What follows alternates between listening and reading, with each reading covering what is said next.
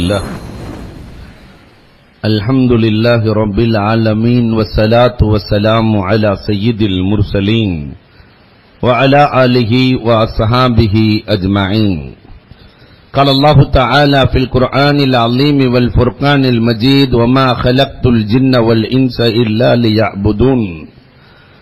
وقال النبي صلى الله عليه وسلم الدنيا خلقت لكم وأنتم خلقتم للآخرة أو كما قال عليه الصلاة والسلام. صدق الله مولانا العليم وصدق رسوله النبي الكريم ونحن على ذلك من الشاهدين والشاكرين والحمد لله رب العالمين. புகழ் அனைத்தும் அல்லாஹ் ஜல்ல ஷானஹு தஆலாவிற்கே உரித்தாகுக. எம்பெருமானார் ஸல்லல்லாஹு அலைஹி வஸல்லம் அவர்களின் மீதும் அவர்களை பின்பற்றிய உத்தம சத்திய சஹாபாக்கள், தாபிஈன்கள், தபஅத் தாபிஈன்கள், சுஹதாக்கள், சாலிஹீன்கள், நாதாக்கள், நல்லவர்கள், குறிப்பாக நம் அனைவரின் மீதும் அல்லாஹுவின் சாந்தியும் சமாதானமும் என்றென்றும் நின்று நிலவட்டுமாகுக. கண்ணியத்திற்கும் இறைநேசத்திற்கும் உரித்தான் அல்லாஹுவின் நல்லடியார்களே, வாருங்கள் வாழ்ந்து காட்டுவோம் என்றொரு தலைப்பிலே இன்றைக்கு உங்களோடு சில செய்திகளை பகிர்ந்து கொள்ள ஆசைப்படுகிறேன். அன்பிற்குரியவர்களே, அல்லாஹ்வின் நல்லடியார்களே, அல்லாஹ் ரப்புல் ஆலமீன் மனிதனுக்கு ஒரு முறை இந்த உலகத்திலே வாழ்கிற வாய்ப்பை கொடுக்கிறார். இந்த ஒரு முறையும் எப்படி வாழ வேண்டும், மார்க்கம் எப்படி வாழ தூண்டுகிறது, இதை பல கோணங்களில் நாம் பார்க்கலாம். ஒரு அறிஞன் சொல்லுவான், மனிதன் வாழுகிற போது கணக்கு மாதிரி வாழ வேண்டும் என்பான். இந்த கணிதத்திற்கு கூட்டலும் கழித்தலும் பெருக்கலும் வகுத்தலும் அவசியம். இதுபோன்று மனிதன் தன்னுடைய வாழ்க்கையில் அன்பை கூட்டி தீமையை கழித்து நன்மையை பெருக்கி வகுத்து வாழ கற்றுக்கொள்ள வேண்டும். இப்படி வாழ்வதற்கு நாம் தயாராக இருக்கிறோமா, வாழ்ந்து கொண்டிருக்கிறோமா? அன்பு என்றைக்காவது கூடியிருக்கிறதா? பிறந்த குழந்தையின் மீது நாம் கொண்ட அன்பு அது பெரிதாக பெரிதாக கூடுகிறதா? திருமணம் முடித்த மனைவியின் மீது அன்பு காலம் செல்ல செல்ல கூடுகிறதா, குறைந்து வருகிறதா? ஆனால் நபிகள் பெருமானார் ஸல்லல்லாஹு அலைஹி வஸல்லம் அவர்கள் தன்னுடைய மனைவிமார்களின் மீது வைத்த அன்பு கூடியதை தவிர குறையவில்லை. அன்னை கதீஜா ரலியல்லாஹு தஆலாவை பற்றி ஆயிஷா ரலியல்லாஹு கேட்கிறார்களே, கதீஜாவின் மரணத்திற்கு பிறகு கேட்கிறார்கள். ஆயிஷா ரலியல்லாஹு தஆலா வயதிலே சிறுமி, நாயகமே கதீஜா ரலியல்லாஹுவை விட சிறந்த மனைவியை அல்லாஹ் உங்களுக்கு வழங்கினான்னா நோக்கம் என்னன்னா, ஆமா உங்களை எல்லாம் வழங்கி இருக்கிறானே ரசூல் சொல்லணுங்கிறதுக்காக கேட்கிறாங்க. ஆனால் கண்மணி ரசூலுல்லாஹி ஸல்லல்லாஹு அலைஹி வஸல்லம் வல்லாஹிலா, இறைவன் மீது ஆணையாக இல்லை, அன்னை கதீஜாவை விட சிறந்த மனைவி அல்லாஹ் எனக்கு வழங்கவில்லை. இருக்கிற போதும் அன்பு கூடியது, இறந்ததற்கு பிறகு அன்பு கூடியது. அன்பின் கூட்டல், தீமையின் கழித்தல். சஹாபாக்கள் சின்ன சின்ன தவறுகளை செய்திருந்தாலும் கூட அந்த தவறை நீக்கி வாழ்ந்தார்கள். இன்னைக்கு நாம அந்த நிலைக்கு வந்திருக்கிறோமா? அபூ லுபாபா ரலியல்லாஹு தஆலா ஒரு ரகசியத்தை தனக்கு தெரியாமல் வெளிப்படுத்திக் கொண்டதால் பள்ளியிலே தன்னை கட்டிக் கொண்டார்களே, பாவ மன்னிப்பு இறங்குகிற வரை. தபூக் போர்க்களத்திற்கு செல்லவில்லை என்பதற்காக உபய் இப்னு கஅப் ரலியல்லாஹு தஆலா, கஅப் இப்னு மாலிக் ரலியல்லாஹு தஆலா போர்க்களத்திற்கு செல்லவில்லை என்று 50 நாட்கள் லாக்கத் அலைஹிமுல் அர்ள் குர்ஆன் பேசுகிறது. யாருமே பேசல. உண்மையை சொன்னதற்காக கடும் கஷ்டம். ஆனாலும் அல்லாஹ் ரப்பல் ஆலமீன் அவர்களை மன்னித்தான். தன் தவறுகளை ஏற்றுக்கொண்ட இம்ராத்தி ஆமிதியா பெண்மணி வந்து சொன்னாலே, நாயகமே நான் விபச்சாரம் செய்துவிட்டேன், தண்டனை கொடுங்கள். தவறுகளை ஏற்கிற, பரிசுத்தமாகிற அந்த பண்பாடு. கடைசியில நீண்ட வரலாறு சுருங்க சொல்லுகிறேன். அடிக்கிற போது காலித் இப்னு வலீத் ரலியல்லாஹுவின் மீது ரத்தம் படுகிற போது காலித் இப்னு வலீத் ரலியல்லாஹு சொன்னார்களாம், ஒரு விபச்சாரியின் ரத்தம் என் மீது பட்டு விட்டது. வந்ததே கோபம் பெருமானாருக்கு. காலித் என்ன சொன்னீர்கள்? இந்த பெண்மணியினுடைய தௌபாவை மதீனா முழுக்க பிரித்துக் கொடுத்தாலும் மதீனா விசாலமாகும். தீமையின் கழித்தல். நமக்கு தீமை கூடி இருக்கிறதா கழிந்திருக்கிறதா? நாளுக்கு நாள் தீமைகளை கூட்டி வைத்திருக்கிறோம். பேங்க்ல பணம் கூடுதோ இல்லையோ, இல்லையா, கிராமன் காத்திபியின் இடத்துல தீமைகளின் எழுத்து கூடிக்கொண்டே இருக்கிறது. இன்னொரு பக்கம் நன்மையை பெருக்கி இருக்கிறோமா என்றால் அதுவும் கம்மியாகவே இருக்கிறது. நன்மையின் பெருக்கம். பெருமானார் ஒரு நாள் வந்தார்களே, சபையை பார்த்து கேட்கிறார்கள், இன்றைக்கு யார் நோன்பாளி? ரமலான் மாசம் அல்ல, சாதாரண மாசத்துல அபூபக்கர் ரலியல்லாஹு நான் என்றார்கள். இன்றைக்கு யார் ஏழைகளுக்கு உணவளித்தது? அபூபக்கர் ரலியல்லாஹு தஆலா நான் என்கிறார்கள். இன்றைக்கு யார் ஜனாதாவுக்கு பின்னால் சென்றது? அபூபக்கர் ரலியல்லாஹு நான் என்கிறார்கள். இன்றைக்கு யார் நோய் விசாரித்தது? அபூபக்கர் ரலியல்லாஹு நான் என்கிறார்கள். சொன்னார்கள் நாயகம், எந்த நன்மையை சொன்னாலும் இந்த அபூபக்கர் முன்னால் இருக்கிறார். சொர்க்கத்தின் 8 வாசலில் அபூபக்கர் எதில் வேண்டுமானாலும் நுழையலாம். கண்மணி ரசூலுல்லாஹி ஸல்லல்லாஹு அலைஹி வஸல்லம் சொல்லுகிறார்கள், அத்தனை நன்மையிலும் அபூபக்கர் ரலியல்லாஹுவுக்கு தனி இடம். இல்லையா? வாழ்க்கையை வகுத்து வாழுதல் இதுவும் நம்மிடத்தில் இருக்கிறதா? இந்த கணக்குப்படி நாம் வாழலாமா? அன்புக்குரியவர்களே, வாழ்வதற்கு தயாரானோமா? வகுத்து வாழுதல் என்றால் முடிவெடுக்கும் திறனோடு வாழுதல். இமாம் கஸாலி சொல்லுவார்கள், இந்த வகுத்து வாழுதல் என்றால் ஒவ்வொரு மனுஷனுக்கு அல்லாஹ் ரப்பல் ஆலமீன் முடிவெடுக்கும் திறனை கொடுத்திருக்கிறான். இன்னைக்கு குதிரை கையில லகான கொடுத்த மாதிரி, குதிரை ஓட்டுறவன்ட்ட லகான கொடுத்த மாதிரி நம்ம வாழ்க்கையை அடுத்தவனிடத்திலே கொடுத்திருக்கிறோமே தவிர முடிவெடுக்கும் திறன் நம்மிடத்தில் இல்லை. இல்லையா? குதிரையை ஓட்டக்கூடியவன் முடிவெடுக்கிறான். இதை போன்றுதான் நம் சமுதாயத்தை கூட இன்னொருவன் முடிவெடுக்கிறார். நம்முடைய குடும்பத்தை இன்னொருவர் முடிவெடுக்கிறார். இல்லையா? முடிவெடுக்கும் திறன் யாருக்கு இருக்கிறதோ அவர்களால் தான் வகுத்து வாழ முடியும். ஒரு அழகான கதை ஒன்று சொல்லுவார்கள். ஒரு திருடன் திருடச் சென்றானாம். திருடச் சென்று விட்டு வீட்டுக்குள்ளே பார்த்தால் ஒன்றுமில்லை. வருகிற போது லேசா ஒரு பை காலுக்கு கீழே தட்டுப்படுகிறது. இந்த பையில என்ன இருக்குன்னு பார்த்தா வெங்காயம், ஒரு 10 கிலோ வெங்காயம். சரி, வந்தது வந்துட்டோம், இந்த வெங்காயத்தையாவது திருடிட்டு போயிடலாம். அந்த வெங்காயம் எடுத்துட்டு போயிட்டான். எடுத்துக்கொண்டு வெளியே வருகிற போது மாட்டிக்கொண்டான் திருடன். காவலர்கள் எஜமானரிடத்திலே பிடித்து செல்கிறார்கள். நம்ம வீட்டுக்குள்ள நுழைஞ்சு எதுக்குமே கிடைக்கல என்று வெங்காயத்தை திருடிட்டு போயிட்டான். எஜமான் கேட்கிறார், உண்மையில் நீ திருடினாயா? ஆமா திருடினேன். மாட்டிக்கொண்டானே? ஆமா நான் திருடிட்டேன். இதற்கு என்ன பரிகாரம் தெரியுமா? ஒன்று 1000 ரூபாய் கொடுக்க வேண்டும், அல்லது 100 அடி வாங்க வேண்டும், அல்லது இந்த 10 கிலோ வெங்காயத்தை உட்கார்ந்து சாப்பிட்டுட்டு போயிடணும். நீயே முடிவெடுத்துக்கோ. முடிவெடுக்கும் பொறுப்பை உன்னிடத்தில் கொடுக்கிறேன். எல்லாரும் முடிவெடுக்கிற மாதிரி அவனும் முடிவெடுத்தான். இருக்கிறதுல ஈஸியானது சாப்பிடுறதான் முடிவெடுத்தான். நான் இந்த 10 கிலோ வெங்காயத்தை சாப்பிட்டுறேன் என்று உட்கார்ந்து சாப்பிட்டான். 1/2 கிலோ 1 கிலோ. வாய் எரியுது, ஒரு பக்கம் கண்ணெல்லாம் சிவந்து போகிறது, ஒரு மாதிரியாகி கடைசியில போய் சொன்ன, எஜமானி இது நமக்கு ஒத்து வராது. சரி, வேற என்ன செய்யலாம்னு நினைக்கிற? 100 அடி கொடுத்து விடுங்கள். அடியின் வேகத்தை தெரியாமல், சரி நீ சொன்னதின்படி 100 அடி என்று அடியை வாங்கிக் கொண்டே இருக்கிற போது 40-50 அடி வாங்கியதற்கு பிறகு முடியல, நான் 1000 ரூபாய் கொடுத்துறேன். இதை முன்னால் செய்திருக்கலாம் இல்லையா? ஆனால் இது போன்றுதான் இன்றைக்கு நம் சமூகம். இது போன்றுதான் முடிவெடுக்க தெரியாமல். ஒரு ஆடை எடுப்பது கூட அடுத்தவனின் இஷ்டப்படி. ஒரு ஆடை எடுப்பது அடுத்தவனின் இஷ்டம். ஒரு வண்டி வாங்குவது அடுத்தவனின் இஷ்டம். அத்தனையும் முடிவெடுக்கிற ஆற்றலை நாம் பிறருக்கு கொடுக்கிறோமே தவிர, ஏன் நம் சமுதாயத்தை முடிவெடுப்பது கூட அடுத்தவன் என்ற நிலைக்கு இந்த சமுதாயம் தள்ளப்பட்டிருக்கிறது. முடிவெடுத்து வகுத்து வாழ கற்றுக்கொள்ள வேண்டும். இன்றைக்கு என்ன தெரியுமா? இந்த சமுதாயத்திலே, அதுவும் வருங்கால சமுதாயம் எவ்வளவு பாதிக்கப்பட போகிறது என்றால், அன்புக்குரியவர்களை வருத்தமாக இருக்கிறது. முடிவெடுக்க தெரியாத பிள்ளைகளை உருவாக்கி வருகிறோம். இந்த பிள்ளைகள் எதிர்காலத்தை எப்படி தீர்மானிக்கப் போகிறார்கள் என்று தெரியவில்லை. ஆடம்பரத்திலேயும் பகடுகளிலேயும் வாழ்ந்து கொண்டிருக்கிற உலகம். 4 பொம்பளை உட்கார்ந்து பேசிட்டு இருந்தான்.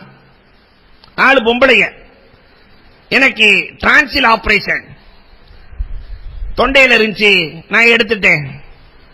இன்னைக்கு பெருமையா நினைக்கிற காலம். பக்கத்தில் இருக்க பொம்பளை சொல்லிச்சா, உனக்கு பரவாயில்ல, ஆபரேஷன் பண்றதே இன்னைக்கு பெருமையா நினைக்கிறாங்களே, எனக்கு அப்பண்டிக்ஸே பண்ணிருக்கு, இந்த வாழ்வை எடுத்தாச்சு. 3வது சொல்லிச்சா, உனக்கு பரவாயில்ல, எனக்கு யூட்ரஸ் ஆபரேஷன் பண்ணிருக்கு, கர்ப்பப்பைய எடுத்தாச்சு. 4வது பொம்பளை பார்த்துச்சா நேரா தன்னுடைய டாக்டர்கிட்ட போய், தன்னுடைய குடும்ப டாக்டர்கிட்ட போய் ஏதாவது எனக்கு ஆபரேஷன் பண்ணுங்க. ஏமா நல்லா தானே இருக்கிற? இல்ல இல்ல எனக்கு கேவலமா இருக்கு. அவங்க எல்லாம் ஆபரேஷன் பண்ணிருக்காங்க, எதையாவது எடுத்து தொலை. இன்றைக்கு சமூகத்தில் இப்படித்தான். எவனோ ஒருவன் வீடு கட்டுகிறான் என்பதற்காக அவனை போன்ற இவன் கட்ட வேண்டும் என்று, எவனோ ஒருவன் வாழ்கிறான் என்பதற்காக அவனை போன்ற இவன் வாழ வேண்டும் என்று, இப்படி முடிவெடுக்க தெரியாமல், வகுக்க தெரியாமல் வாழ்ந்து கொண்டிருக்கிறோம். மாணவி வகுத்து காட்டிய வழிக்கு வாருங்கள். வள்ளலின் வழியில் வாழ்ந்து காட்டலாம். வாழ்க்கை கணக்கு மாதிரி வாழ கற்றுக்கொள்ள வேண்டும். இன்னொரு அறிஞன் இப்படி சொல்லுவான், வாழ்க்கை என்பது செஸ் போர்டு மாதிரி. வாழ்க்கை செஸ் போர்டு. திட்டமிடாமல் செஸ் போர்டு விளையாட முடியாது. திட்டமிடாமல் விளையாட முடியாது. நாம் கண்டபடி நடத்தினால், நகர்த்தினால் காலியாகி விடுவோம். வாழ்க்கையிலும் இப்படித்தான் திட்டமிடல் வேண்டும்.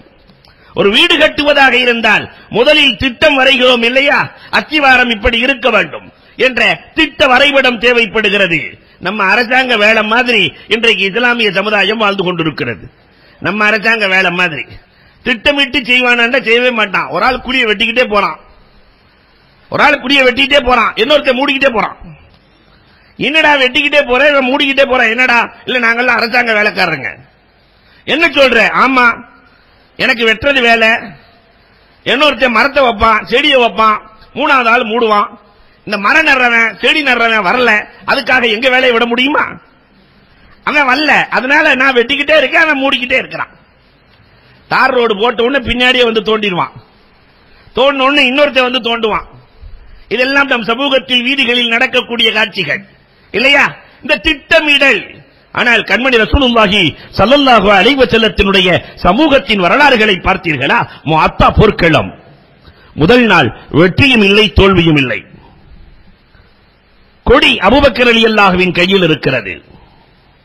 2வது நாள் கொடி உமர் ரலியல்லாஹுவின் கையில் இருக்கிறது. வெற்றியும் இல்லை, தோல்வியும் இல்லை.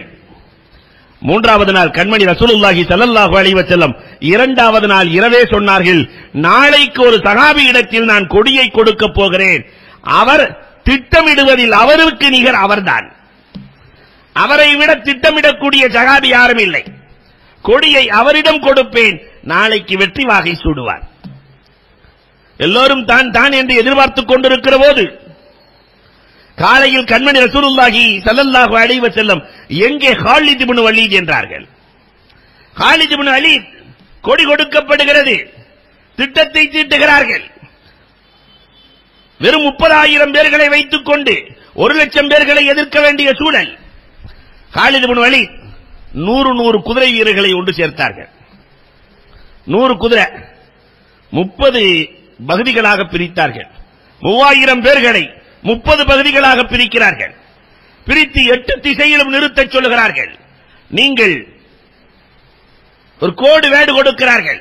தல்பியாவை நாங்கள் முழங்குகிற வரை குதிரைகளின் குளம்புகளில் இருந்து தூசிகள் பறக்க வேண்டும். குதிரை கிளம்பக்கூடாது. குதிரை குளம்புக்கு கீழிருந்து தூசிகள் தான் பறந்து வர வேண்டுமே தவிர குதிரைகள் கிளம்பக்கூடாது. புழுதி முழுக்க இருக்க வேண்டும் என்று திட்ட வரைபடம் கொடுத்தார்கள் காலித் இப்னு வலீத். மறுநாள் காலை புழுதிகளை கிளப்பிக் கொண்டு குதிரைகள் தன்னுடைய வேலையை பார்க்கிறது. எதிரிகள் பார்க்கிறார்கள். 8 திக்குகளும் வானம் முழுக்க புகை மண்டலமாக இருக்கிறது. எத்தனை 1000 பேர்கள், எத்தனை லட்சம் பேர்கள் வருகிறார்களோ தெரியவில்லை என்று முஅத்தாவின் தோல்விக்கு காரணம், எதிரிகளை தோற்கடித்ததற்கான காரணம் திட்டமிடல். இந்த திட்டமிடுகிற பண்பு இன்றைக்கு இஸ்லாமிய சமுதாயத்தில் உண்டா? கிறிஸ்துவ சமுதாயம் 200 ஆண்டுகள் இந்த இந்தியாவை ஆண்டார்கள். திட்டமிட்டு கல்விக்கூடங்களையும் மருத்துவமனைகளையும் ஏற்படுத்தி விட்டார்கள். நாம 800 வருஷம் சாப்பிட்டிருக்கோம் இல்லையா? ஆனால் எந்த திட்டமும் இல்லை. முகல் பிரியாணி, மாஷா அல்லாஹ், அவர்கள் போனாலும் அந்த பிரியாணி நின்று கொண்டிருக்கிறது. ஆனால் கல்விக்கூடங்கள் வந்ததா? மருத்துவமனைகள் வந்ததா? அன்றைக்கு ஒரு தூர நோக்கு திட்டத்தை செய்தார் திப்பு சுல்தான். அதனாலதான் மைசூர்ல நீங்க பாத்தீங்கன்னாக்கா எங்கு பார்த்தாலும் மரங்கள். யாராவது தவறு செய்து விட்டால் சிறைச்சாலை வேண்டுமா, மரம் நடுகிறாயா என்று கேட்பாராம். சிறைச்சாலை வேண்டுமா? மரம் நடுகிறாயா? நான் மரம் நடுகிறேன். மரத்தை நடுவது மட்டுமல்ல, அந்த மரம் உன்னை போன்று செழிப்பாக வளர வேண்டும் என்று செழிப்பாக வளர வைத்தார், திட்டமிட்டார். அவுரங்கசீப் திட்டமிட்டார் இல்லையா? இதை போன்று மைசூர் மாமன்னர் திட்டமிட்டார். அந்த திட்டம் இன்றைக்கு நம்மிடத்தில் இல்லை. இன்னைக்கு யூதர்கள் திட்டம் போட்டு எல்லா செயல்களுக்கும் மரம் நட்டுக் கொண்டிருக்கிறார்கள். நாடு முழுக்க மரத்தை உருவாக்கி கொடுத்திருக்கிறார்களே. அன்புக்குரியவர்களே, திட்ட வரைபடம். திருடன் கூட தான் திருடுவதற்கு திட்டத்தை தயார் செய்கிறார். திருடன் கூட நீங்க பத்திரிகையில பார்த்திருக்கலாம். சென்னையில் நடந்த செய்தி என்று சமீபத்தில் ஒரு 2 மாதத்துக்கு முன்னாடி ஒரு அழகான செய்தியை போட்டார்கள். பேங்க் மேனேஜர்கிட்ட போய் திருடி இருக்கான். எதை திருடி இருக்கான்னா, பேங்க் மேனேஜருடைய பைக்கை திருடிட்டான். பார்த்த பைக்கு காணோம். அடுத்த நாள் அதே இடத்திலே பைக் நிற்கிறது. அந்த பைக்கிலே ஒரு கடிதமும் இருக்கிறது. நான் உண்மையில் திருடன் அல்ல, அவசர வேலைக்காக, வேலை நிமித்தத்திற்காக வேறு வழியே இல்லாமல் உங்கள் வண்டியை எடுத்து சென்று விட்டேன். நான் மிகவும் தவறாக எண்ணுகிறேன். நான் வருத்தப்படுகிறேன். நேராக உங்களுக்கு முன்னால் நிற்கத்தான் முடியவில்லை. என் வருத்தத்தை தெரிவிக்கிறேன் என்று நிறைய ஆழ்ந்த வருத்தங்களை எல்லாம் தெரிவிச்சுட்டு, நான் எடுத்ததற்கு பரிகாரமாக உங்கள் குடும்பத்தினர் அத்தனை பேர்களுக்கும் பிளாக் தண்டருக்கான டிக்கெட்டை உள்ளே வைத்திருக்கிறேன். நீங்கள் அதை சந்தோஷமாக நீங்கள் கொண்டாடுங்கள். இவ்வளவு நல்லவனா இருக்கிறானே என்று இவங்க எல்லாம் பிளாக் தண்டருக்கு போன உடனே வீட்டில் இருக்கிறது எல்லாம் எடுத்துட்டு போயிட்டான். வீட்டில் இருக்கிறது எல்லாத்தையும் காலி ஆயிடுச்சு. அப்ப திருடுவதற்கு கூட திட்டம் போடுகிறான். வாழ்வதற்கு, வாழ்க்கையை வாழ்வதற்கு நமக்கு திட்டம் வேண்டாமா? இப்படித்தான் வாழ வேண்டும், நம்முடைய சந்ததிகள் இப்படி இருக்க வேண்டும், நம்முடைய பிள்ளைகள் இப்படி இருக்க வேண்டும், நம்முடைய மனைவி இப்படி இருக்க வேண்டும், நம் வியாபாரம் இப்படி இருக்க வேண்டும் என்று திட்ட வரைபடம் தேவை. வாழ்க்கை பெருமானார் ஸல்லல்லாஹு அலைஹி வஸல்லம் அவர்கள் அந்த ககல் போர் தோன்றுகிற போது சல்மான் பார்சி ரலியல்லாஹு அன்ஹுவினுடைய திட்டத்தை பெருமானார் செயல்படுத்தினார்கள். போரே இல்லாமல் வெற்றி கிடைத்தது. அதனால இந்த திட்டம் தேவை. இன்னொரு அறிஞன் இப்படி பேசுவான், வாழ்க்கை என்பது பாட புத்தகம்.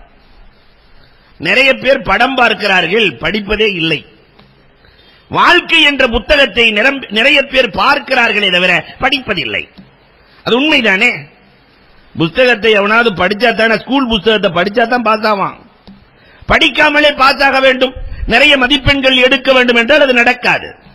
இதே மாதிரி தான் வாழ்க்கை புத்தகங்களை நிறைய பேர் என்ன நடக்குதுங்கிறத பார்க்கிறான், ஆனால் படிப்பினை பெறுவதே இல்லை. சொன்னார்கள் அப்துல் கனி அஸ்ஸூஃபி, மனிதன் வாழ்க்கையில் முன்னேறுவதற்கு என்ன தேவை தெரியுமா? வந்த மாணவர்களை பார்த்து கேட்கிறார்கள், வாழ்க்கையில் முன்னேற என்ன தேவை? ஒவ்வொருவரும் ஒரு கருத்தை சொல்லுகிறார்கள். கடைசியாக அப்துல் கனி ரஹ்மத்துல்லாஹி தஆலா, குழந்தையை யார் தருவது என்று கேட்டார்கள். அல்லாஹ் தருகிறான். யாரின் வாசித்தாவோடு தருகிறான்? பெற்றோர்களின் வாசித்தாவோடு தருகிறான். மழையை யார் தருவது என்று கேட்டார்கள். மழையை அல்லாஹ் தான் தருகிறான். எந்த வாசித்தாவோடு தருகிறான்? மழையை. எந்த வாசித்தாவோடு தருகிறான்? மேகத்தின் வாசித்தாவோடு தருகிறான் அல்லாஹ். மனிதனை நல்லவனாக்குவதும் அல்லாஹ் தானே என்று கேட்கிறார்கள். ஆம். எந்த வாசித்தாவோடு? நல்ல சேகுமார்களின் வாசித்தாவோடு, நல்லோர்களின் கூனுமா சாதிக்கின், நல்லோர்களின் தொடர்பு. இந்த பாடத்தை எத்தனை பேர் படித்திருக்கிறீர்கள் என்று கேட்கிறார்கள். நல்லோர்களின் தொடர்பு ஒரு மனிதனை புனிதனாக வாழ வைத்துவிடும். இன்றைக்கு தீயவர்களின் தொடர்பில் இருக்கிறோமா, நல்லவர்களின் தொடர்பில் இருக்கிறோமா? நம்முடைய பிள்ளைகள் யாரோடு தொடர்பு கொள்கிறார்கள்? ரசூல் ஸல்லல்லாஹு அலைஹி வஸல்லத்தினுடைய வாழ்க்கையை நீங்கள் பார்த்தால் தாலீமே நபவியும் இருக்கிறது, கைஃபியாத்துன் நபவியும் இருக்கிறது. தாலீமே நபி கற்றும் கொடுத்திருக்கிறார்கள், தஸ்கியத்தையும் ஏற்படுத்தி இருக்கிறார்கள். இரண்டு கலைகளையும் சேர்த்து ரசூலுல்லாஹி ஸல்லல்லாஹு அலைஹி வஸல்லம் அவர்கள் கொடுத்தார்கள். அதனாலதான் உலகத்தில் இருக்கிற எல்லா மகான்களும் இறைநேசர்களும் நல்லோர்களோடு தொடர்பு கொண்டிருக்கிறார்கள். இப்ப நாம யோசிக்கிறோம், நாம எந்த நல்லோரோடு தொடர்பு வைத்திருக்கிறோம்? ஒவ்வொருவரும் யோசித்து பாருங்களேன். இமாம் அபூ ஹனீஃபா ரஹ்மத்துல்லாஹினுடைய வரலாறை பார்க்கிற போது லௌல சனத்தானி லஹலக்கன் நுஅமான், இந்த 2 வருஷம் மட்டும் இல்லைன்னா இந்த நுஅமான் ஹலாக்காகி இருப்பார். எந்த 2 வருடம் என்று மாணவர்கள் கேட்கிறார்கள். ஜாஃபர் சாதிக் ரலியல்லாஹுவினுடைய தொடர்பு மட்டும் எனக்கு இல்லை என்றால், பெருமானாரின் பேரப்பிள்ளை அந்த ஜாஃபர் சாதிக் யாரோடு தொடர்பு கொண்டவர்? காசிம் இப்னு முஹம்மது இப்னு அபீ பக்கர். இந்த காசிம் யாரோடு தொடர்பு கொண்டவர்? அல்லாஹு அக்பர். அன்புக்குரியவர்களே, மதீனாவினுடைய 7 காலிகளில் மிகச்சிறந்த காலி காசிம் ரஹ்மத்துல்லாஹி தஆலா அலைஹி. இவர்கள் யாரோடு தொடர்பு கொண்டவர்கள்? சல்மான் பார்சியோடு. சல்மான் பார்சி அபூபக்கர் ரலியல்லாஹோடு, அபூபக்கர் ரலியல்லாஹ் ரசூலோடு. இந்த தொடர்பு, நல்லோர்களின் தொடர்பு ஒரு மனிதனை புனிதனாக மாற்றிவிடும். இன்றைக்கு வாழ்க்கையில் இது ரொம்ப தேவை அப்படிங்கறதையே இந்த சமூகம் உணரவில்லை. தீயோர்களின் தொடர்பிலேயே தன்னுடைய வாழ்க்கையை கழிக்கிறது. ஜாபர் சாதிக் ரஹ்மத்துல்லாஹ்வுடைய தொடர்புக்கு போகிற போது பொதுவாகவே இந்த சூஃபி ஞானிகள் நிறைய பரிச்சை வைப்பாங்க. அபூ ஹனீஃபா ரஹ்மத்துல்லாஹ் என்ன நீலாம் மன இஷ்டப்படி தீர்ப்பு கொடுக்கிறாயாமே, மனதுக்கு வந்ததெல்லாம் சொல்கிறாயாமே. அபூபக்கர் ரலியல்லாஹு அபூ ஹனீஃபா ரஹ்மத்துல்லாஹி தஆலா அடக்கத்தோடு பதில் சொன்னார்கள். இமாம் ஜாபர் சாதிக் அவர்களே, நான் மன இஷ்டப்படி தீர்ப்பு கொடுத்தாள், நான் மன இஷ்டப்படி தீர்ப்பு கொடுத்திருந்தாள் 3 பிரச்சனைகளுக்கு நான் எப்படி கொடுத்திருக்க வேண்டும்? தொழுகை சிறந்ததா, நோன்பு சிறந்ததா? ஜாபர் சாதிக் ரஹ்மத்துல்லாஹி கேட்டாங்களாம், தொழுகை சிறந்ததா, நோன்பு சிறந்ததா? தொழுகைதான் சிறந்தது நோன்பை விட. அப்படியானால் பெண்கள் நோன்பு காலத்திலும் ஹைலாகிவிட்டால், மாதவிடாகிவிட்டால் நோன்பு நோக்கக்கூடாது, தொழுகை நேரத்தில் தொழக்கூடாது. இந்த ரெண்டுல எதை கலா செய்யணும்? எது சிறந்ததோ அதைத்தான கலா செய்யணும். அறிவு சொன்னபடி நடந்தால் தொழுகையைத்தான் கலா செய்ய வேண்டும். ஆனால் நான் அப்படி சொல்லவில்லை. மார்க்கம் மாணவி சொன்ன முறை பிரகாரம் நோன்பைத்தான் கலா செய்ய வேண்டுமே தவிர விட்ட தொழுகையை கலா செய்யக்கூடாது. நான் சரியாகத்தானே சொன்னேன். ஜாபர் சாதிக் ரஹ்மத்துல்லாஹ் நெற்றியிலே முத்தமிட்டார்களாம். இரண்டாவது சொன்னார்கள், பெண் பலகீனமானவளா, ஆண் பலகீனமானவனா? பெண் தான் பலகீனமானவள். என் அறிவுப்படி சொல்வதாக இருந்தால் அப்ப சொத்தில் அதிகத்தை பெண்ணுக்கு கொடுக்க வேண்டும் என்று சொல்ல வேண்டும். ஏன்னா பலகீனமான ஆளுக்கு தானே கொடுக்கணும். ஆனால் நான் அப்படி சொல்லவில்லை. பெண்ணுக்கு 1 பங்கு, ஆணுக்கு 2 பங்கு என்று அல்லாஹ் சொல்லுகிறான். அப்படித்தான் கொடுக்க சொல்லுகிறேன். ஜாபர் சாதிக் ரஹ்மத்துல்லாஹ் நெற்றியிலே முத்தமிடுகிறார்கள். மூன்றாவதாக சொன்னார்களாம், மோசா, சாக்ஸ் மாதிரி மோசா இருக்கிறது, அதற்கு மசகு செய்வது. மசகு செய்வதாக இருந்தால் அழுக்குப்பட்ட இடத்தில் தானே மசகு செய்ய வேண்டும், கீழே தானே. ஆனா நான் அப்படி சொல்லலையே, அறிவு கீழே மசகு செய்ய சொல்கிறது. ஆனால் மார்க்கமோ ஹதீஸோ மேலே மசகு செய்ய சொல்லுகிறது. நான் ஹதீஸைத்தான் எடுத்தேனே தவிர என் அறிவை எடுக்கவில்லை என்று 2 ஆண்டு காலம் தன்னை ஜாபர் சாதிக் ரஹ்மத்துல்லாஹ்விடத்திலே ஒப்படைத்தார்கள் இமாமுல் ஆலம் அபூ ஹனீஃபா. அதே மாதிரி மாலிக் ரஹ்மத்துல்லாஹி தஆலா அலைஹி அவர்களும் ஜாபர் சாதிக் ரஹ்மத்துல்லாஹ்வை பின்தொடர்ந்தார்கள். இமாம் ஷாஃபி, அல்லாஹு அக்பர், ஷைபானி ராயி, இமாம் ஷாஃபி ரஹ்மத்துல்லாஹி தஆலா அறிவின் கடல். ஷைபானி ராயி தோழமையில் இருந்தார்கள், சூஃபியின் நட்பில் இருந்தார்கள். அதனாலதான் மசாலா வந்து கேட்கிறாரு. ஷைபானி ராயி உட்கார்ந்து இருக்கிறாரு, ஷாஃபி ரஹ்மத்துல்லாஹ் உட்கார்ந்து இருக்கிறாங்க.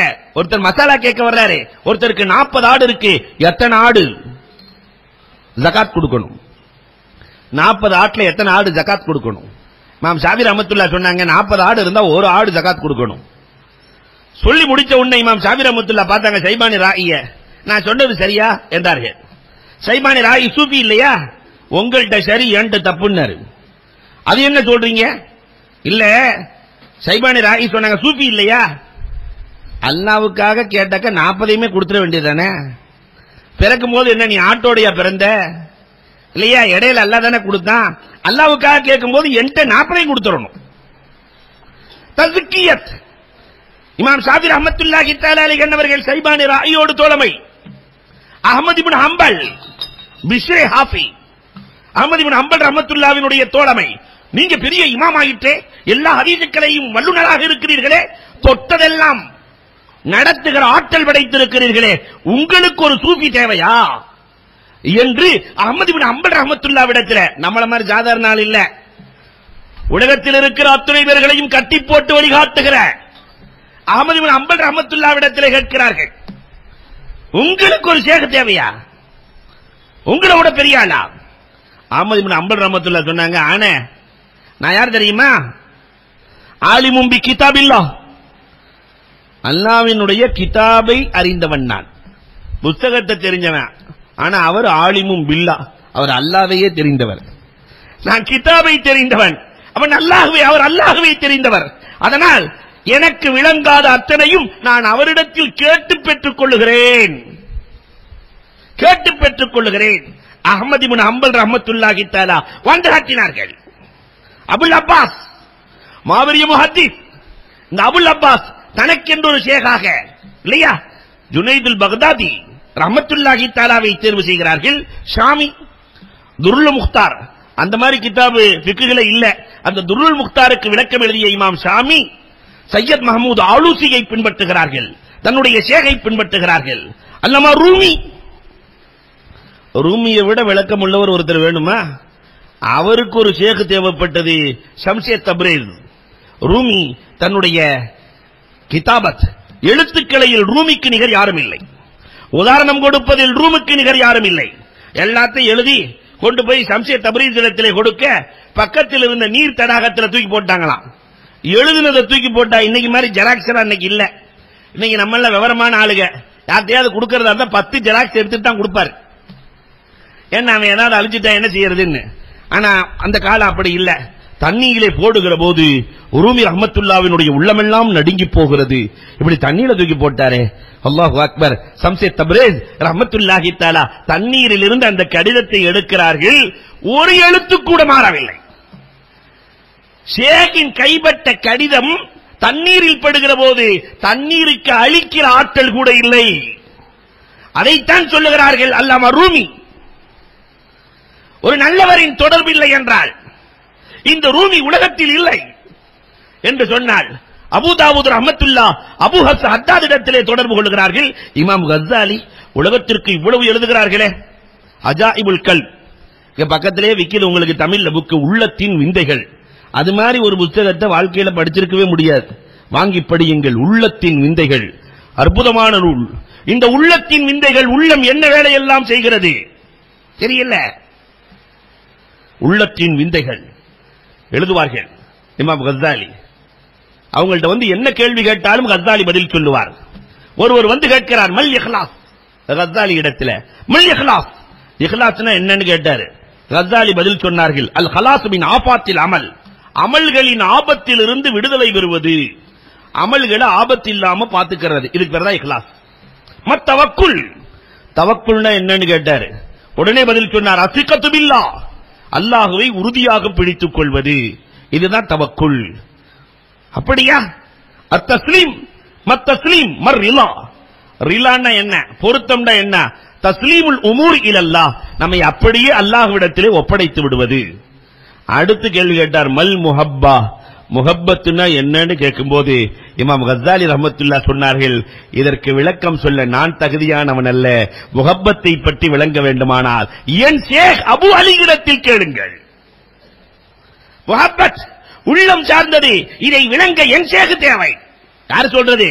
உலகத்திலே எல்லா கலைகளையும் அறிமுகப்படுத்திய இமாம் கஸ்ஸாலி சொல்லுகிறார்கள் என்றால் அன்புக்குரியவர்களை நாம் எண்ணி பார்க்க வேண்டும். வாழ்க்கை பாட புத்தகத்தில் நல்லோர்களை படிக்க வேண்டும், அவர்களின் வழி நடக்க வேண்டும். இன்னைக்கு நம்ம நல்லோர்களினுடைய தொடர்பும் இல்ல, நல்லோர்களை படிக்கவும் இல்ல, அவர்களை பின்பற்றி நடக்கவும் இல்லை. இன்னொரு அறிஞன் இப்படி பேசுவான், வாழ்க்கை என்பது நதி மாதிரி. இந்த நதி இருக்கிறதே ஆறு, அதுக்கு ஒரு பழக்கம் இருக்கிறது, தானே வேர்களை தேடி சென்று தாகம் தீர்க்கும். நதி தான் அழுக்காகி பிறரை சுத்தப்படுத்தும். இந்த ஆற்றல் நதிக்கு உண்டு. நல்லோர்களும் இப்படித்தான், தானே தேடி சென்று இறைவன் வழங்கியதை பிறருக்கு வழங்கி மகிழ்விப்பார்கள். இந்த வாழ்க்கையில் இருக்கிற ருசி உலகத்தில் எதிலையுமே இல்லையே. இந்த வேலையை என்றைக்காவது செய்திருக்கிறோமா? நதி போல வாழ்ந்திருக்கிறோமா? அன்புக்குரியவர்களே, எண்ணி பார்க்க கடமைப்பட்டிருக்கிறோம். பிறரை தேடி சென்று ஹசன் ரஹ்மத்துல்லாஹி தஆலா அலைஹி அவர்கள் இரவு நேரத்திலே யாரெல்லாம் பசியோடு இருக்கிறார்களோ, ஏழ்மையில் இருக்கிறார்களோ, யார் கொடுக்கிறார்கள் என்று கூட தெரியாமல் வீட்டுக்குள்ளே போட்டுவிட்டு சென்ற வரலாறுகளை பார்க்கிறோமே. ஆனால் எத்தனை பேர்கள் நாம் இந்த செயலை செய்திருக்கிறோம்? நம்ம தெருவில், நம்ம மஹல்லாவில் பசியோடு வாடக்கூடிய, வறுமையில் இருக்கக்கூடிய எத்தனை பேர்கள் இருக்கிறார்கள்? அவர்களுக்கு நாம் தான் கொடுக்கிறோம் என்றே தெரியாமல் கொடுத்திருக்கிறோமா? இல்ல. ரம்ஜான் வந்துருச்சு, ஜக்காத்து கையிலே தனியா, ஜக்காத்து சேலைண்டே தனியா வாங்கி 10 ரூபா நோட்டை மாத்தி வச்சுக்கிட்டு ஊர் முழுக்க தெரிய வேண்டும் என்று கொடுப்பது இது ரப்பு நாடவில்லை, விரும்பவில்லை. நதி போல கொடுக்க வேண்டும். நம்முடைய வாழ்க்கையும் இப்படி இருக்க வேண்டும். இதைத்தான் மார்க்கம் விரும்புகிறது. ஒரு அபூபக்கரை போன்று இருக்கலாமே, இந்த சஹாபாக்களை போன்று ஒரு உமரை போன்று இருக்கலாமே, ஒரு உஸ்மானை போன்று இருக்கலாமே, ஒரு அலியை போன்று இருக்கலாமே. இந்த 4 கலீஃபாக்கள் அல்ல, சஹாபாக்களில் யாரெல்லாம் இருக்கிறார்களோ அவர்கள் எல்லாம் எப்படி கொடுத்து வாழ்ந்தார்கள்? வரலாறுகளை கொஞ்சம் புரட்டி பாருங்கள். அல்லாஹு அக்பர். சஹல் ரலியல்லாஹு தஆலா கொடுத்த நிலை அலாதியானது. தபூக் போர்க்களம் எல்லோரும் விதவிதமாக கொடுக்கிறார்கள். ஆனால் இந்த சஹல் ரலியல்லாஹு இடத்துல ஒண்ணுமே இல்ல, கொடுக்கிறதுக்கு ஒண்ணுமே இல்ல. வீட்டுக்கு செல்கிறார்கள், அன்பு மனைவி இடத்தில் கேட்கிறார்கள், அம்மா உங்களிடத்தில் ஏதாவது இருக்கிறதா என்று கேட்க மனைவியும் சொன்னார்கள், என்கிட்ட ஒண்ணு இல்லங்க. இந்த சுங்குடி பிடிச்சு வச்சிருப்பாங்க மனைவிமார்கள், அதெல்லாம் எதுவுமே இல்ல. பேரித்தம் தோப்புக்கு செல்லுகிறார். ஒரு வாளி இறைத்தால் ஒரு பேரித்தம்பழம், 19 வாளி தண்ணீர் இறைத்து, நம்ம மாதிரி பக்கத்துல எல்லாம் கிடக்காத தண்ணி, நீண்ட ஆழமான கிணறு, தண்ணீர் இணைத்து 19 பேரித்தம்பழத்தை கையிலே கொண்டு வருகிறார் சஹல் ரலியல்லாஹு தஆலா. 19 பேரிச்சம்பழம். மஸ்ஜித் முழுக்க பொருட்கள் நிறைந்திருக்கிறது. ஆடைகளாக உணவுப் பொருட்களாக மழை மாதிரி குவிந்திருக்கிறது. 19 பேரிச்சம்பழத்தை வச்சு என்ன செய்ய முடியும்? கையெல்லாம் நடுங்குகிறது. இந்த ஏழை அவமதிக்கப்பட்டு விடுவானோ? ஏழை எதை வேண்டுமானாலும் தாங்குவான், அவமரியாதையை தாங்க மாட்டான். ஏழை எதையும் தாங்குவான், அவமரியாதையை தாங்க மாட்டான். கையிலே தூக்கி கொண்டு வருகிறார்கள், கையெல்லாம் நடுங்குகிறது. சஹல் ரலியல்லாஹு தஆலா தூரத்திலிருந்து தாஹா ரசூலுல்லாஹ் பார்த்து விட்டார்கள். அந்த ஏழை வருவதை பார்த்தார்கள். ரசூலுல்லாஹ் நடக்கவில்லை, சான்னபி. ரசூலுல்லாஹ் விரைந்தார்கள், ஓடி போனார்கள். அந்த ஏழை தோழரிடத்தில் இருந்து பேரித்தம்பழத்தை தன் கையில் வாங்கினார்கள். வாங்கி பள்ளிக்குள்ளே வருகிறார்கள், எல்லா பொருட்களின் மீதும் தூவினார்கள். இந்த ஏழை சஹல், இவரின் பொருளால் அல்லாஹ் எல்லா பொருட்களிலும் பரக்கத் செய்தான் என்றார்கள். ஒரு சஹலை போல நாம் மாறலாமே. தேடி வந்து கொடுக்கிற பண்பாடு, தேடி வாங்கிட்டு போக கூடாது, தேடி போய் ஏழையை பார்த்து கொடுக்கிற சஹலாக மாறலாமே. தனக்கு தேவை என்ற போது கூட பிறருக்கு கொடுத்த மகிழ்ந்த அலியின் வரலாறு நமக்கு பாடமாக இருக்கிறதே. அப்படி ஒரு நாள் வாழ்ந்து பார்க்கலாமே. வீட்டில பசி, கடுமையான பசி. வீட்டிலே பாத்திமா ரலியல்லாஹு தஆலா ஒரு ஆடையை கொடுத்து விட்டு வர சொல்லுகிறார்கள். ஆடையை போய் விற்கிறார்கள் 6 திர்ஹத்திற்கு. வருகிற வழியிலே ஒரு ஏழை இருக்கிறார். ஏழையை பார்த்தவுடன் அந்த 6ஐயும் கொடுத்து விட்டார்கள். வீட்டுக்கு கொண்டு வரல, ஏழையை பார்த்தவுடனே அந்த 6ஐயும் கொடுத்துறாங்க. வருகிற வழியில் அல்லாஹுவால் தாங்கிக் கொள்ள முடியாத ஒரு ஒட்டகை வருகிறது. ஜிப்ராயில் அலைஹிஸ்ஸலாம் மனித தோற்றத்தில் கொண்டு வந்தார்களாம். அல்லாமா கல்யூபி எழுதுவார்கள், மனித தோற்றத்திலே வருகிறார், ஒட்டகத்தோடு வருகிறார். அலியே, இந்த ஒட்டகத்தை வாங்கிக் கொள்கிறீரா? என்கிட்ட காசே இல்லையே, நான் எங்க வாங்குறது? இல்ல, இது ஒட்டகத்தை வச்சுக்கங்க, 100 திர்ஹம் கொடுத்துருங்க. விலை 100 திர்ஹம், நீங்க எப்ப வேண்டாலும் கொடுங்க. வாங்கி கொண்டு செல்லுகிற போது மீகாயில் மாறு வேடத்தில் வருகிறார். ஒட்டகம் நல்ல கொழுகொழுன்னு இருக்குதே, இந்த ஒட்டகம் எவ்வளவு என்று கேட்கிற போது சொன்னார்கள், இந்த ஒட்டகத்தை நீங்களே ஒரு விலை சொல்லுங்களேன். மீகாயிலுக்கே விலை பேசுறாங்க, நீங்களே ஒரு விலை சொல்லுங்களேன். 160க்கு எடுத்துக்கொள்ளவா என்று கேட்க, சரி என்று 160க்கு கொடுத்து செல்லுகிற வழியிலே ஜிப்ராயில் மீண்டும் வருகிறார்கள். 100 திர்ஹத்தை அவரிடத்திலே கொடுத்துவிட்டு, ஒரு ஏழைக்கு 6 திர்ஹத்திற்கு வாங்கிய 6 திர்ஹத்தை ஏழைக்கு கொடுத்ததால் அல்லாஹ் அதே இடத்தில் 60 கொடுக்கிறான். பாத்திமா ரலியல்லாஹு இடத்திலே போய் சொல்லுகிறார்கள் நடந்த கதை, நான் 6 தர்மம் செய்தேன், அல்லாஹ் 60 கொடுத்திருக்கிறான். பாத்திமா கேட்ட உடனே நாம் பெருமானார் இடத்திலே செல்லலாம், இந்த கதையை சொல்லலாம் என்று செல்லுகிற போது வருகிற போதே பெருமானார் பார்த்து சிரிக்கிறார்கள். பாத்திமாவையும் அலியையும் பார்த்து சிரிக்கிறார்கள். ஏன் சிரிக்கிறீர்கள்? இல்ல, ஜிப்ராயில் அலைஹிஸ்ஸலாம் வந்து சொல்லிட்டு போயிட்டாங்க, நடந்த கதை சொல்லிவிட்டார்கள். ஏழைக்கு கொடுத்ததால் இறைவன் 1க்கு 10 உங்களுக்கு வழங்கி இருக்கிறார். அன்புக்குரியவர்களே, தேடி சென்று கொடுக்கிற போது அல்லாஹ் ரப்பல் ஆலமீன் தேடி வந்து உதவுகிறான். இந்த வாழ்க்கையை வாழ வேண்டாமா? இன்னொரு அறிஞன் இப்படியும் பேசுவான், வாழ்க்கை என்பது புல்லாங்குழல் மாதிரி. வாழ்க்கை என்பது புல்லாங்குழல் மாதிரி. இந்த புல்லாங்குழல் இருக்கா இல்லையா, வாங்கின காத்தை வெளியே விடும். புல்லாங்குழலும் இருக்கிறது, பந்தும் இருக்கிறது. ரெண்டுக்குமே காத்து தேவை. பந்தை உதைக்கிறான், புல்லாங்குழலை உத்துகிறான். பந்தை உதைக்கிறான், காரணம் வாங்கின காத்த வெளியே விடல, அதனால உதைக்கிறான். புல்லாங்குழல் வாங்கியதை வெளியே விடுகிறது. அல்லாஹ் கொடுத்ததை வெளியே விடுபவன் வாழ்கிறான். அல்லாஹ் கொடுத்தது தனக்கு மட்டும் சொந்தம் என்று நினைப்பவன் கால ஓட்டத்தால் அழிந்து போகிறான். இல்லையா? புல்லாங்குழலுக்கும் மூங்கில் தேவைப்படுகிறது, பாடைக்கும் மூங்கில் தேவைப்படுகிறது. புல்லாங்குழல் வாங்கியதை வெளியே விடுவதால் புல்லாங்குழல், வாங்கியதை வெளியே விடாததால் அது பாடையாகிறது, அதோடு முடிந்து போகிறது. மனிதன் கல்வியை இறைவன் கொடுத்தால், பொருளாதாரத்தை இறைவன் கொடுத்தால், எதை அல்லாஹ் கொடுக்கிறானோ அதை பிறருக்கு பயனுள்ளதாக மாற்றி காட்ட வேண்டும். இப்படி மாற்றினால் அந்த வாழ்க்கை சுபிட்சமாக இருக்கும். இப்படி வாழ்ந்து பாருங்களே. புல்லாங்குழலை போன்று அல்லாஹ் கொடுத்ததை சமூகத்திற்கு அளிக்கிற நல்ல வாழ்க்கை வாழுகிற தௌஃபீக்கை அல்லாஹ் ரப்பல் ஆலமீன் நம் அனைவருக்கும் நசீபாக்கி தருவானாக.